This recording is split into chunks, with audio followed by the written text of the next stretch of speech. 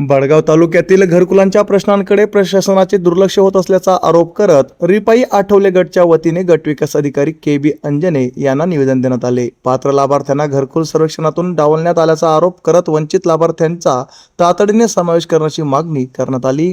स्वतःची जागा नसलेल्या तसेच शासकीय जागेवर वास्तव्यास असलेल्या पात्र कुटुंबांच्या अतिक्रमणाचे प्रस्ताव तातडीने शासनाकडे पाठवावेत अशी ही मागणी करण्यात आली। मागण्यांची दखल न घेतल्यास तीव्र आंदोलन छेडण्याचा इशारा तालुका अध्यक्ष खेडकर अण्णा यांनी दिला। यावेळी खेडकर अण्णा साहेब, प्रीतम सोनवणे, दिलीप शिरसाट, पंकज वावडे, मुकेश शिरसाट, संदीप शिरसाट, अजय शिंदे, साहेबराव पवार, विकी शिरसाट, विजय गायकवाड, दिनेश पवार, विनोद पवार, संजय गायकवाड, राजू मोरे, रमेश मोरे, महेंद्र शिरसाट, दीपक शिरसाट यांच्यासह पदाधिकारी व ग्रामस्थ उपस्थित होते।